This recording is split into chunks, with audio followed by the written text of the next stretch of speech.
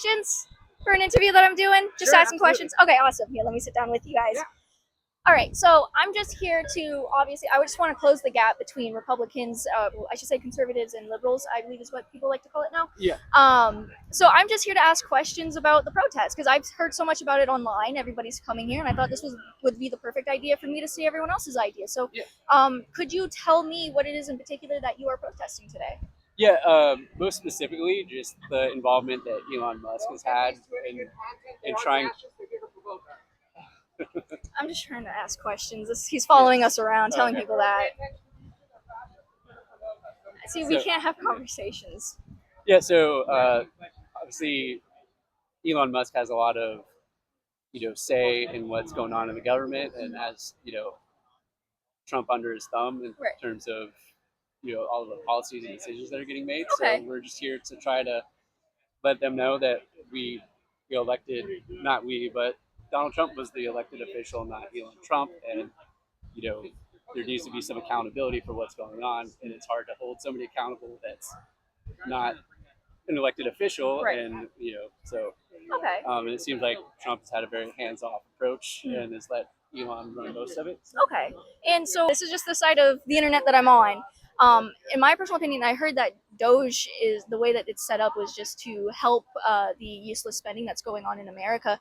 Was there something that Doge cut off that you think should have been stayed in? Yes, Okay.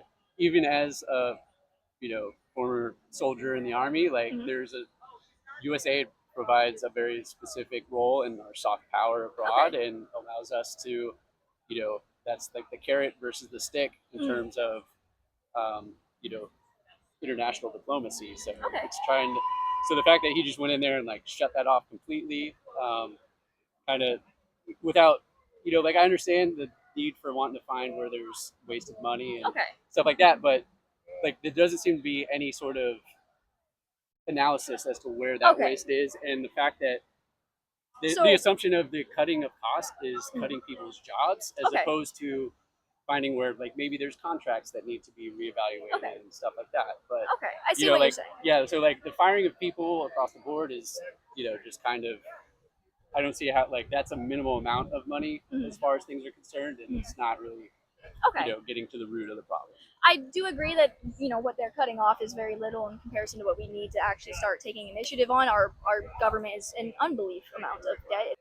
From what I've heard, was the cutting of the jobs. I I mean I can't really say too much because I obviously didn't do enough research on it. But from what I heard, is the way that they're kind of bringing in more jobs is through the tariffs, and there's already companies that have been putting in billions, if not like millions, if not billions of dollars into our industry. A lot of like Honda. There's been a few other industries that have been doing it, but Honda was one of the biggest ones.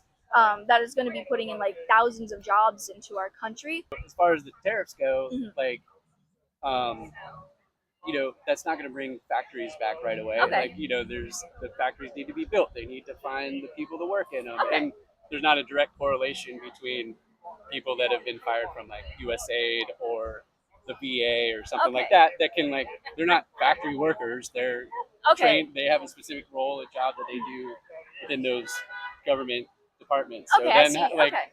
like, so it's not. That does make sense. Yeah, That does make some and sense. that's the thing too, is like, I don't think there's very many Americans left that have a desire to work in a Yeah. factory. Like, it's just not for better or worse, but it's just the fact of our society. We A lot of those jobs have been kind of either shipped overseas, or they're done by migrant workers, which Or robots. Yeah. like just regular workers. Right. So it's not like it's something that the tariffs or whatever this plan is going to take decades, Right. if not, so it's not like it's going to turn our economy around right away or anything Okay. like that.